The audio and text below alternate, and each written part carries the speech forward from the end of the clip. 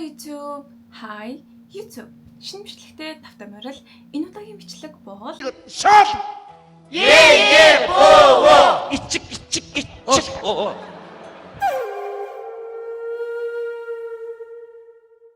за одоо хамгийн ихний миний гайхдаг хэсэг.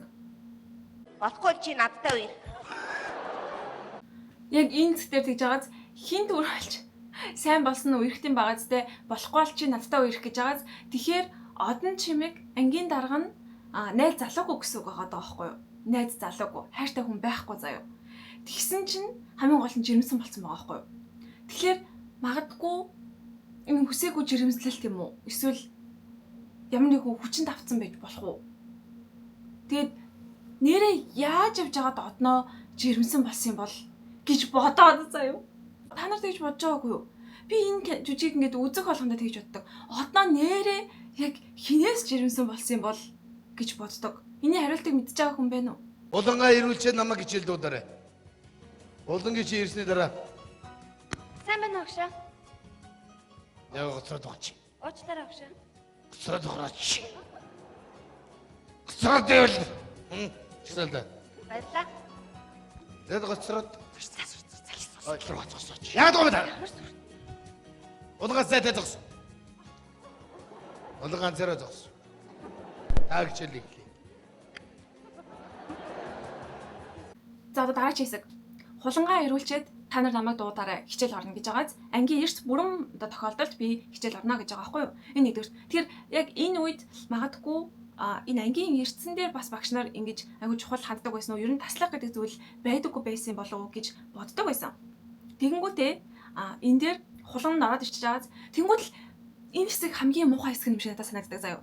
Багш нь шууд sexualize хийж байгааз хулангийн мэргэжлийг би сонгож өгөн гэж байгаа шиг яагаад сурагчид багш мэргэжлийг нь шууд зааж өгч байгаа. Чи тийм мэргэжлтэй хүн болоорой гэж ингэ зааж өгөн зөв үү? Тэр хулангаас зайтаа зогс.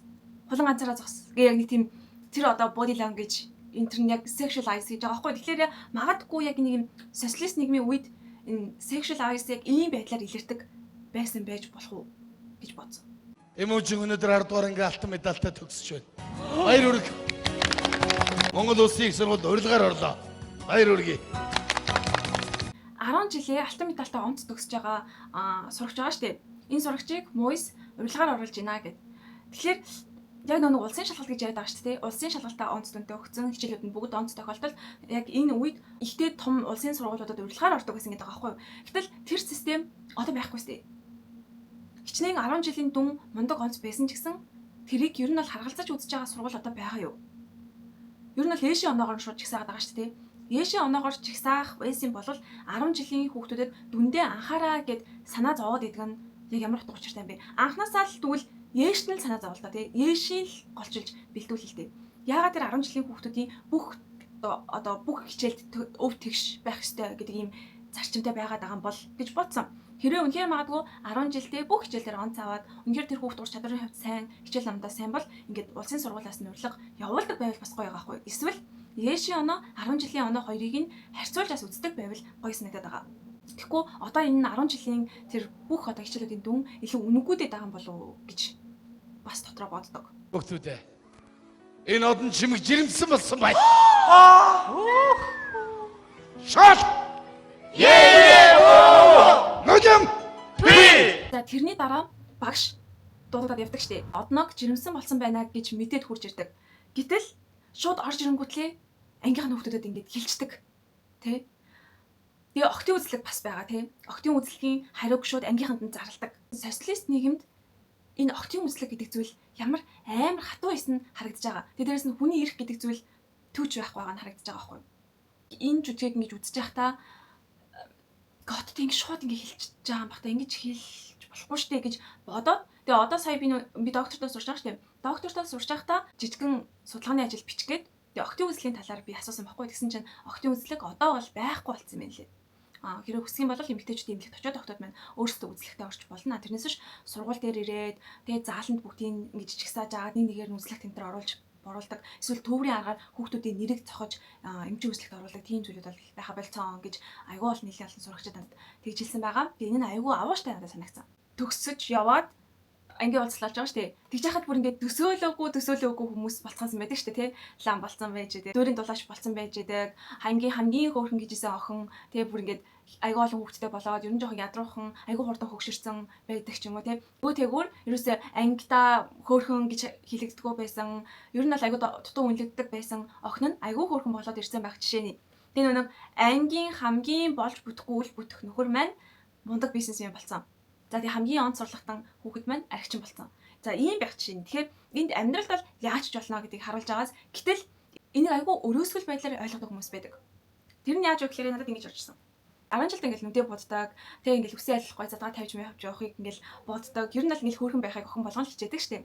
Тэгээ тэгж яхаа тийг ярьжсэн үг байхгүй юу? Угаасаа ангитаа хөөрхөн инээ дээрэ гэж яригддаг охтууд сургуулаа төгсөж явал амар хурдан хүнтэй суучдیں۔ Амар хурдан хүүхдтэй болчдیں۔ Чуус хамгийн дөрөв жимсэн болоод хүүхдтэй болно. Хамгийн дөрөв чи гизэж ирнэ. Тэнгүүтлээ угаасаа хөөрхөн гэж дуудагддаг охтууд хэдэн жилийн дараа ангийн уулзалтан дээр бүр дэлэг бүсрээл хүрээд ирдэг штеп. Би тийм юм сонсч ирсэн гэж боддоо. Илүү ерөөс манай ангийнхан нас бол тэгж хэлж байгаагүй заяа. Шаал өөр хүүхд надад тэгж хэлжсэн за. Тэгээ надад энэ амар муухай санагдсан. Тэгээ яагаад ч юм бэ нэг ийм ойлголтод ирсэн. Энэ нь яг амьдралын туршлагаар ч гэдэм үү тийм ингээд бодит байдал дээр ийм байдаг учраас хүмүүс тэгээд ойлгоод ирсэн байгаа хэл та. Гэхдээ яг үнэндээ хичээх хэрэгтэй, онц сурах хэрэгтэй. Зүгээр юу ч сурахгүй, юу ч хийхгүй тийм ингээд улаан 0 байж байгаа л гинт баяжна, гинт мөнгөтэй болол гинт бизнес амар мундаг хийдэг хүн болно гэж байхгүй шүү дээ. Тэр хүнээс юу ч хийсэн бэ? Тодорхой хэмжээний хичээл зүтгэл гардаг байх хэрэгтэй. Тэгжээж чи амжилтанд хүрнэ. Энэ бол бүр үнэхээр үнэн шүү. Хоёрдугаар хөөрхөн охтод айгүй хурдан хүнтэй суугаад хүүхдтэй болоод гэрээ аваа болчтiima гэдэг юм амар олон сонсч байсан заяа. Гэтэ одоо ч цаг үе нэлээд өөрчлөгдсөн хүмүүс сонгогдох эрх нь чөлөөтэй болчихсон. Энэ үед охтууд ч гэлтгүй залуучууд маань ч гэсэн маш сайн бодож төлөвлөж яг ирээдүйн ханаа сонгодог болчихсон учраас энэ өрөөсгөл ойлголтыг одоо хүртэл энийг юм хөвшмөл зүйлээ угаасаа л эн чинь үнэн гэж ингэж бодож явахаа болоосэй гэж бодож байна. За тэгээ хамгийн сүүлийн миний таалагддаг хэсэг бол ангийнхан одоо тэр ангийн хүүхдүүд хичнээн өөрчлөгдсөн ч бай, шал өөр ондоо танигдахааргүй хүмүүс болсон ч бай, хамаагүй ангийнхан уулзаад бие биендээ туслаад бие бинийгээ гоё ингэдэг нэг юм дэмнээд явж байгаа нь үнэхээр гоё санагддаг. Яг энэ жүжигийн хамгийн бест хэсэг гэж би боддог. Учираас магадгүй 10 жилдээ муухай харьцаатай ч байсан юм уу, тэгээ эсвэл нэг юм муухай дурсамжтай ч юм уу, ангийнхаа хүүхдүүдтэй нэг сайн нийлдэхгүй байсан ч юм уу. Тийм байх юм бол хамаагүй ангийн уулзалтан дээр очоод тэр бүх сонин муухай юмудаа мартаад нэг юм гоё дурсамжуудаа бодоод очоод дахиад гоё нийтээд нэг юм гоё бие биендээ тусалдаг анги хамт олон болоосай. Төгсөөд хэдэн жилийн дараа бие биендээ тусалдаг тийм гоё хамт олон болоосай гэж бодож байгаа. Тэгээд нэг ангийнхан гэдэг энэ хошин шогоос миний анзаарсан зүйлүүд бол ийм байдаг. Тэгээд та бүхний анзаарсан зүйлүүд юу вэ? 10 жилийн уулзалт те тэдэн жилийн дараах амьдрал гэд энэ талаар юу гэж бодож байна? Энэ хошин шогтой юу нөхөр санал нийлдэг вэ? Манайхаа комент үлдээгээрэй за. Тэгээд дараа чимшлэг хүртлээ түр баярлалаа.